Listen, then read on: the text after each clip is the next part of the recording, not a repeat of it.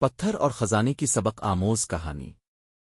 شادی کے پہلے مہینے کے اختتام پر ماں نے اپنی بہو سے نم آنکھوں کے ساتھ مسکرا کر کہا، بیٹی، تم نے میرے بیٹے کو مسجد میں نماز کا پابند بنا دیا۔ تم نے 30 دنوں میں وہ کر دکھایا جس میں 30 سال کامیاب نہ ہو سکی۔ بہو نے ادب سے جواب دیا، ماں جی، کیا اپنے پتھر اور خزانے کی کہانی سنی ہے؟ کہا جاتا ہے کہ ایک بڑا پتھر لوگوں کے راستے میں رکاوٹ بنا ہوا تھا۔ ایک شخص آیا اور اسے ہٹانے کی کوشش کی۔ اس نے پتھر پر 99 وار کیے مگر وہ نہ ٹوٹا اور وہ تھک کر چلا گیا۔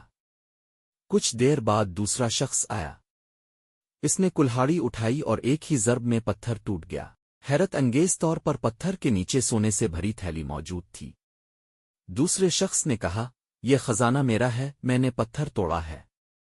پہلا شخص بولا، میں نے 99 وار کیے، میرا بھی حصہ بنتا ہے۔ دونوں منصف کے پاس پہنچے۔ منصف نے فیصلہ سنایا، خزانے کے 99 حصے پہلے شخص کے اور ایک حصہ دوسرے کے ہوں گے، کیونکہ اگر وہ 99 ضربیں نہ ہوتیں تو 100ویں ضرب میں پتھر نہ ٹوٹتا۔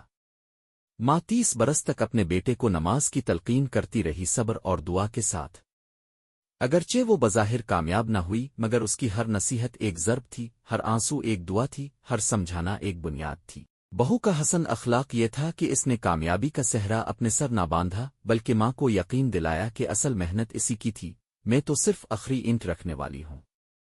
اصل اخلاق وہی ہوتا ہے جو کریڈٹ خود لینے کے بجائے دوسروں کی محنت کو تسلیم کرے۔